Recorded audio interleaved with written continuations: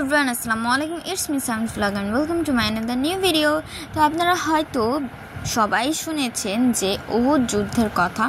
আর উহুদ যুদ্ধে যাওয়ার আগে আমাদের নবীজি এইখানটাতেই নামাজ পড়েছিল 2 রাকাত। আর ওই যে সামনে পাহাড়টা দেখতে পাচ্ছেন, ওইখানেও আমরা যাব, আস্তে আস্তে সব দেখাবো। আর দেখতে দেখতে কিন্তু অবভিয়াসলি লাইক দিয়ে দিবেন, কমেন্ট দিয়ে দিবেন। আর এইখানে হচ্ছে এই পাহাড়ের মাঝখানে যেখানে ওই যে সিলভার টাইপের দেখেছেন, ওই সাইডটা খালি ছিল আগে, কিন্তু যখন সরকার হচ্ছে এটা বন্ধ করে দিয়েছিল। আর উপর থেকে দেখতেই পাচ্ছেন কতটা সুন্দর লাগছে। এনিওয়েজ, আমি এখন হিস্ট্রিটা বলবো।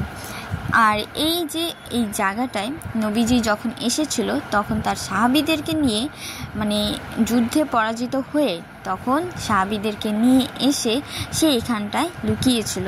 আর আল্লাহ তাআলার কাছে রিকোয়েস্ট করেছিল যেন এই পাহাড়টা 2 ভাগ হয়ে যায়, কারণ এখানে অনেক কাফেররা এসেছিল, দ্যাটস ওয়াই।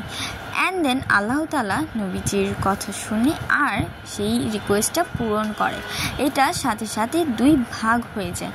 2 ভাগ হওয়ার পরে সেখানে নবীজি এবং তার সাহাবীরা এখানে থাকে, বেশ কিছুদিনই এখানে ছিল। অ্যান্ড দেন তারা আবার যুদ্ধে যায়, আর আলহামদুলিল্লাহ এই যুদ্ধে সফল হয়।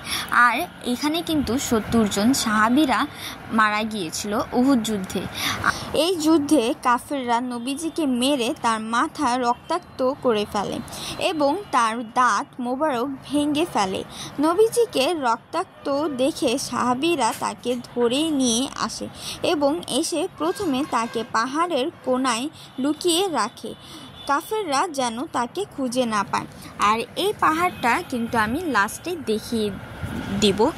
আর গাইজ, অবভিয়াসলি আমার এই ভিডিওটা দেখে লাইক কমেন্ট দিবেন, আর নিজেরাও দেখবেন, প্লাস অন্যকে দেখার সুযোগ করে দিবেন। আর গাইজ, এটা কিন্তু পার্ট 1 আর পার্ট 2 আসবে। আর এইখানটাতেই নবীজিকে লুকিয়ে রাখা হয়েছিল। আর আমাদের নবীজির উম্মত হওয়া অনেক ভাগ্য, তাই না গাইজ? আসসালামু আলাইকুম।